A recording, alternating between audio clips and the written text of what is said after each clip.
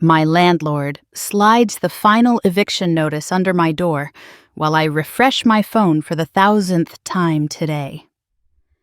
The video has 4.7 million views now. Comments still pouring in, people still sharing it, dissecting it, turning my breakdown into content for their own feeds. They call me Wine Mom Meltdown, or Kansas Karen, or worse things I can't repeat without crying. 3 months ago, I had 847 followers. 3 months ago, I was married to a man who brought me lavender tea every morning. 3 months ago, my biggest problem was feeling invisible in a world where everyone else seemed to shine. Now I'm famous. Everything I ever wanted, right? Only nobody tells you what it feels like when the whole world knows you for the worst 45 seconds of your life. Millions of people know my name. Or at least they know my face, twisted in rage, mascara streaming, screaming words that ended my marriage in front of the entire internet. Someone bangs on my door. Sienna Mitchell? I know you're in there. Another process server, another lawsuit. Greg's company is suing me for defamation. Jessica, the woman I named, and her husband are suing for emotional distress. Even the venue wants compensation for the wine stain that won't come out of their historic wallpaper. I stay silent, pretending I'm not home, like I've been pretending for 3 months that this will all go away. My phone buzzes. A DM request on the only platform I haven't deleted, LinkedIn of all places. Is this the wine throw woman? I'm making a documentary about viral villains. Would love to interview you. Can pay $500. $500. That would buy me another week before eviction. Another week to figure out how someone with my face plastered across the internet gets a job, finds an apartment, exists in a world where everyone thinks they've already seen the worst of me. I almost respond. Then I see the producer's previous work. Karen Chronicles, When White Women Attack. I'm just content to them. Forever. I pick up the eviction notice without reading it. 29 years old and moving back with my mother in Topeka. She hasn't spoken to me since the video went viral, but she's the only person who legally can't turn me away. Family obligation, not forgiveness. The irony burns worse than the whiskey I've been drinking since noon. I destroyed my life for attention, and now I have more attention than I know what to do with. Every time I leave this apartment, strangers recognize me. They whisper, point, sometimes take photos like I'm a zoo animal. Yesterday, a teenager asked for a selfie with the crazy lady from TikTok. I said yes. What else was I going to do? This is what I wanted, isn't it? But I should start from the beginning. From when I was just Sienna, a medical billing specialist in Omaha, married to Greg, living in a house with beige walls and a functioning marriage. Greg wasn't exciting. Let me be clear about that up front. He was an accountant who wore the same 5 polo shirts in rotation and got genuinely excited about Excel formulas. He played fantasy football with the same group of guys since college. He fell asleep watching documentaries about World War II every Friday night. But he loved me with a consistency that I mistook for boredom. "You look beautiful today," he'd say every morning, even when I hadn't washed my hair in 3 days. "Thank you," I'd mumble, not looking up from my phone, scrolling through Instagram stories of people living lives that looked nothing like mine. That was the real problem. Not Greg, not our beige house, not Omaha. The problem was my phone and the perfect lives everyone else seemed to be living inside it.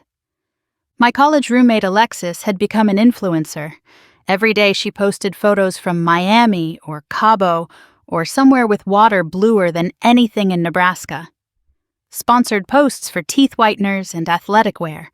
Always smiling, always thin, always surrounded by other beautiful people. "Must be nice," I'd comment, and she'd reply with heart emojis and "miss you, babe." But she didn't miss me. People with 100,000 followers don't miss medical billing specialists from Omaha. I started studying her content like it was my job. Wake up at 5 a.m. to catch her stories before they disappeared. Screenshot her captions to analyze what got engagement. She'd post about her morning routine, matcha latte, yoga, meditation, and get thousands of likes. I'd post the same things, copying her angles, her hashtags, even buying the same matcha powder. 12 likes, mostly from bots. "What's all this green stuff?" Greg asked, finding my collection of props for photos, crystals, journals, athletic wear with tags still on. "Just trying something new," I said, arranging them for another flat lay that would flop. The comparison was poisoning me. Alexis doing shots with celebrities while I processed insurance claims. Her apartment with floor-to-ceiling windows while we had a view of our neighbor's dead lawn. Her comments full of fire emojis and queen while mine sat empty. I started lying in my posts, said I was a healthcare consultant instead of a billing specialist. Tagged locations I'd never been, just found the geotags and used photos from better angles. Created a whole persona of someone more interesting than I was. "Why does your Instagram say you were in Chicago last weekend?" Greg asked once. "We were here watching Netflix." "It's from an old trip," I lied. "The algorithm favors certain locations." He looked confused but didn't push. Greg didn't understand social media strategy. He still had the default avatar on his dormant Twitter account. I started posting more, trying to make my life look interesting. Latte art from the coffee shop down the street. Sunset photos from our backyard, cropped to hide the neighbor's broken fence. Gym selfies, even though I quit after 2 weeks. Anything to get likes, comments, proof that I existed. "Who are you talking to?" Greg would ask when I'd spend dinner typing responses to comments. "Just friends," I'd say, though most were strangers who'd forgotten me the second they scrolled past. The wine helped at first. A glass while cooking dinner became a bottle while Greg watched his documentaries. Wine made everything feel softer, made my posts funnier, made the gap between my life and everyone else's seem smaller. "Mommy needs wine o'clock." I'd caption photos of my oversized glass, and other moms would comment with laughing emojis and "same," and "this is so me." Those posts got more likes than anything else. So I leaned into it. Wine mom humor was having a moment, and finally I was part of something. Greg noticed, of course. "You've been drinking more lately," he said one night, moving the second bottle away from me. "It's called self-care," I snapped, taking the bottle back. "Sorry I'm not as boring as you." He flinched but didn't argue. Greg never argued. He just loved me quieter, like turning down the volume on a song that was becoming too loud, until it faded out completely. I joined Facebook groups for wine moms, posted memes about hiding wine from kids I didn't have, staged photos of myself looking frazzled with perfectly placed wine bottles in the background. The engagement was intoxicating. Dozens of comments, hundreds of likes, women telling me I was literally them and speaking their truth. But it wasn't enough.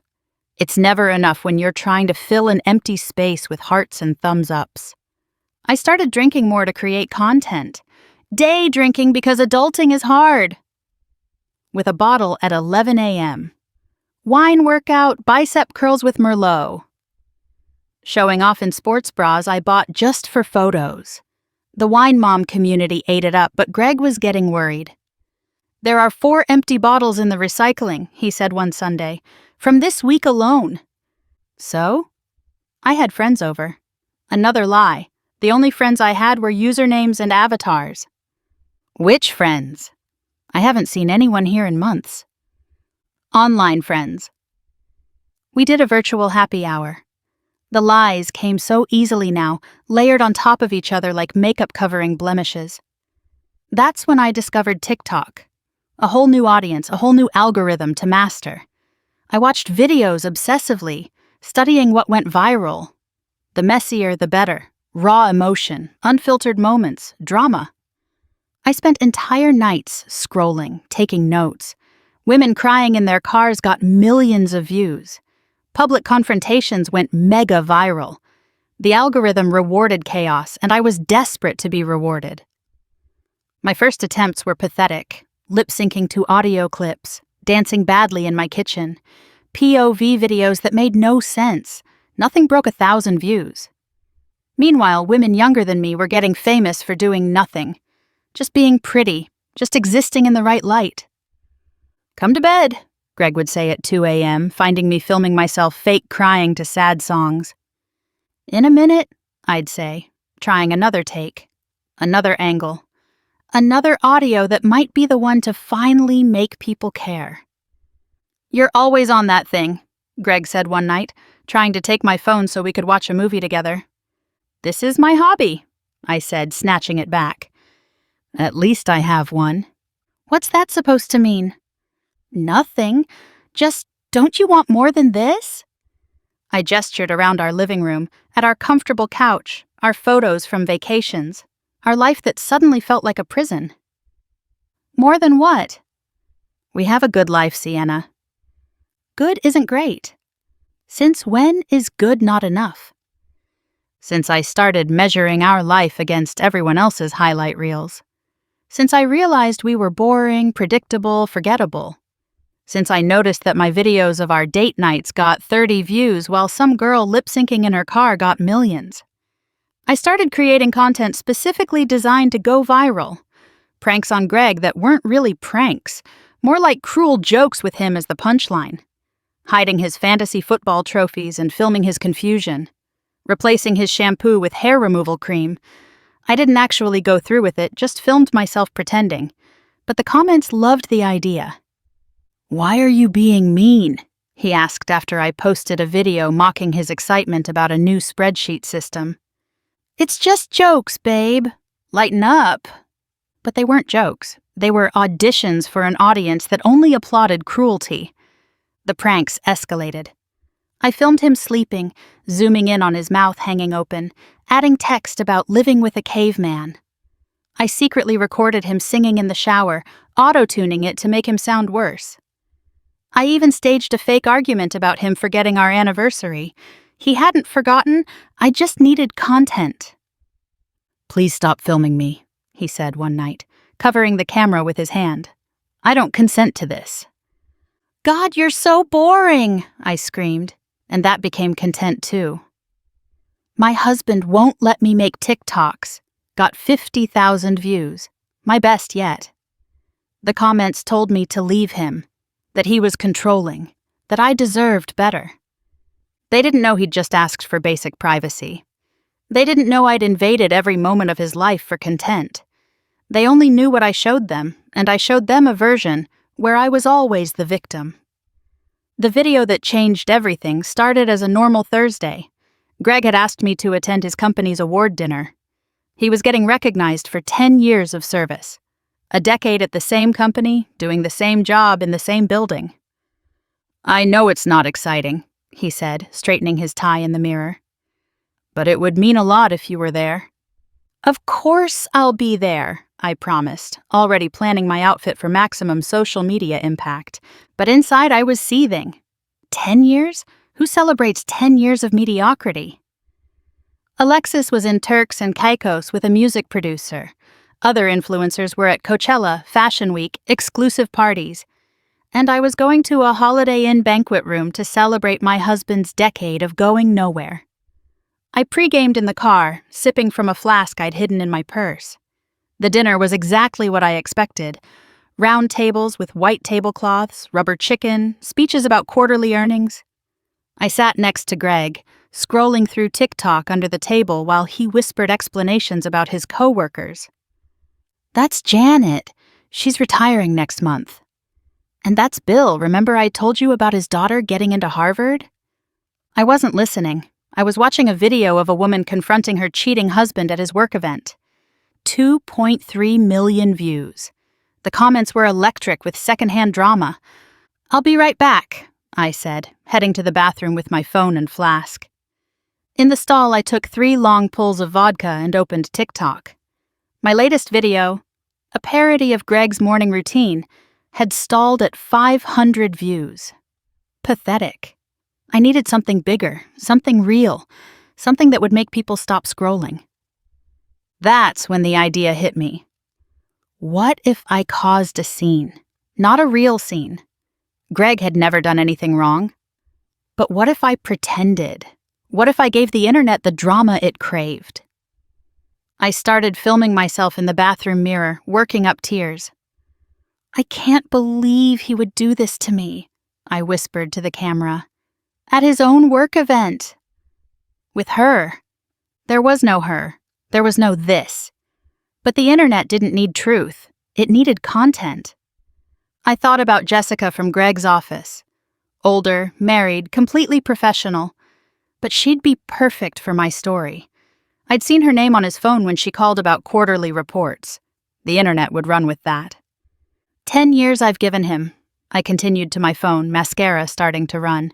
10 years of supporting his dreams, and this is how he repays me. His dreams. As if Greg had ever asked me to support anything. He'd supported me through 3 career changes, 2 failed MLM schemes, and now this social media obsession. But the narrative needed me as the victim. I stumbled back to the ballroom, phone hidden but recording. Greg was on stage, accepting his small glass award, smiling his genuine smile. His coworkers were clapping. His boss was saying something about dedication and reliability. That's when I struck. "How could you?" I screamed, standing up so fast my chair fell backward. The room froze. 200 faces turned to stare. "Sienna?" Greg's voice cracked through the microphone. "What's wrong?" "Don't act innocent." I was in it now, committed to the performance. "I know about her. Everyone knows." "What are you talking about?" "Jessica," I screamed the first name that came to mind. "Your quarterly reports?" "I'm not stupid, Greg." Jessica, sitting 3 tables away with her husband, looked horrified. The room erupted in whispers. I stormed toward the stage, my phone capturing everything. 10 years at this company and this is how you celebrate? By cheating on your wife? The crowd gasped. Someone tried to stop me, but I shook them off. I was electric with adrenaline and alcohol and the knowledge that this would be everywhere tomorrow. "Sienna, please," Greg said, setting down his award. "You're drunk." "Let's go outside." "Don't tell me what to do." I grabbed someone's wine glass and threw it. Not at Greg, I wasn't that far gone, but at the wall behind him. Red wine exploded across white wallpaper like blood. Security moved in then. Greg tried to reach me, but they were already escorting me out. The last thing I saw was his face. Not angry, just broken, confused, humiliated in front of everyone who mattered to him. In the parking lot, I stopped recording and immediately uploaded. Confronting my cheating husband at his work event. Gone wrong. By the time Greg found me 40 minutes later, it had 10,000 views. "What was that?" he asked quietly, sitting beside me on the curb. "Sienna, what did I do?" "Who is her?" "It's Content," I slurred, showing him my phone. "Look, it's already going viral." He stared at me like I was a stranger. "Content? You humiliated me in front of my entire company. For content?" "It's not real," I tried to explain. "Everyone does it. Fake pranks, stage drama. It's just entertainment." "Those people think I cheated on you. My boss, my co-workers. They think I'm that kind of person now. So tell them it was a joke." "A joke?" His voice broke. "Sienna, I have to work with these people. My reputation, my career. You just destroyed it for views?" "Don't be so dramatic. It'll blow over." But it didn't blow over. It blew up. By morning, the video had 1 million views. Comments poured in. Some supporting me, some calling me out for being obviously drunk, most just there for the spectacle. TikTok pushed it to the For You page, and suddenly everyone had an opinion about my marriage. Leave him, sis. This seems staged. Karen needs rehab, not TikTok. Why is she filming if she's really hurt? News accounts picked it up. Woman's dramatic confrontation at corporate event goes viral. They found my other social media, my wine mom posts, the pranks on Greg. The narrative wrote itself. Drunk wife makes scene for attention. Greg stayed at a hotel that night, and the next. On the third day, he came home to pack. "I called a lawyer," he said, not looking at me. "Are you serious? It was just a video." "No, Sienna. It was my life, my reputation, my dignity, and you sold it for likes." "I'll delete it," I offered desperately. "I'll tell everyone it was fake. It has 5 million views. It's been reposted hundreds of times. You can't delete the internet." He was right. The video lived everywhere now. Twitter, Reddit, Instagram. People had made memes, reaction videos, analysis breakdowns of my body language. I was a case study in toxic behavior, a cautionary tale, a joke. "I'm sorry," I said, meaning it for the first time in years. "I know," he said, "but sorry doesn't undo this." Greg's company put him on administrative leave pending an investigation into the cheating allegations. Even though he tried to explain it was a hoax, the damage was done. How do you prove you didn't cheat when millions of people watched your wife's breakdown? He was cleared eventually, but the whispers never stopped. Jessica transferred to a different department. Her marriage survived, barely, but her kids were bullied at school. "Your mom's a homewrecker, even though she'd done nothing wrong." "I'm getting death threats," Greg told me the day he came to get his things. People found my LinkedIn, my email. Someone sent pizzas to my mother's house with a note calling her son a cheater. "It'll die down," I said weakly, still refreshing my views. 6 million now. My other videos were getting discovered too, followers pouring in. "Sienna, someone spray-painted cheater on my car, at my new apartment, the apartment I had to get because I can't live here anymore." "I'm sorry," I said, but I was looking at my phone. Alexis had DM'd me. "OMG, babe, saw your video. So brave, let's collab." Finally, I had her attention. Finally, I was somebody worth knowing. He transferred to a different branch in Des Moines, started over where fewer people knew his face from the internet. But the internet followed him. New coworkers would Google him, find the video, look at him differently. He stopped using social media entirely, became a ghost to avoid being haunted by my lie. I stayed in the house for exactly 1 week after he left. That's how long it took for the internet to find our address. Pizza deliveries we didn't order, strangers taking selfies on our lawn. One woman knocked on the door to tell me I was brave for exposing him, still believing the lie. "It wasn't real," I told her, wine-sick and exhausted. "I made it up for views." She looked disgusted. "You're pathetic," she said, and posted about meeting me, adding another layer to my humiliation. That video got 100,000 views, too. Even my confession became content for others. I moved to this apartment in Kansas City thinking distance would help. Deleted TikTok, Instagram, everything. But the internet has a long memory. Employers Google me and find the video. Dates recognize me from memes. I'm frozen in that moment of throwing wine, forever the woman who destroyed her marriage for clout. My mother sends money sometimes, with notes about getting help. My sister blocked me after her kids' classmates found the video. Greg remarried last month. I saw the wedding photos on a mutual friend's Facebook right before I deactivated. His new wife is pretty in an understated way. She probably doesn't even have TikTok. The worst part is the other videos. The response posts, the analyses, the "where is she now?" Content that uses my breakdown for their own views.